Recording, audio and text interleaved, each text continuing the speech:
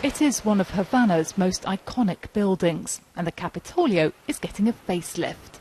This palace will now be home to Cuba's communist parliament.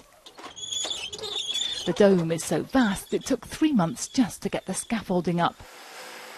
Now they're repairing the roof to stop any more tropical downpours soaking through here. Anyone who visits the Capitolio is always impressed by its majestic size and the precious materials that were used. The restoration is a huge challenge, a huge project. It's so important. The team's using this grand book from its inauguration as a guide. The Capitolio was one of a series of extravagant builds commissioned by President Machado in the 1920s. Cuba was flush with credit then from American banks, so its main hall got one of the biggest indoor statues in the world. But 2 years after all this was completed, Machado was forced from power, his image scratched out on the door here.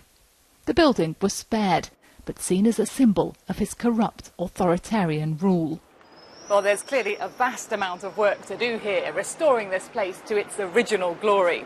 But the scaffolding's up and the task has begun.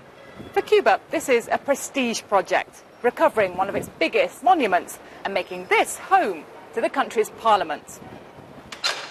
It was Raul Castro who decided to move Cuba's National Assembly here. There's some updating to do first, internet points perhaps, instead of inkwells. But the communist deputies will enjoy a distinctly sumptuous setting. Their new home comes with bronze candelabras from Tiffany's. Only the very best was used in the Capitolio, Marilyn explains. Recovering the splendour won't be cheap, though those in charge won't be drawn on a precise price tag.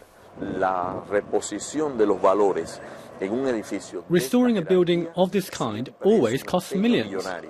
But even in years of poverty, you can't ignore the demanding and splendid task of restoring the heritage of a nation, because a nation's heritage is its spirit.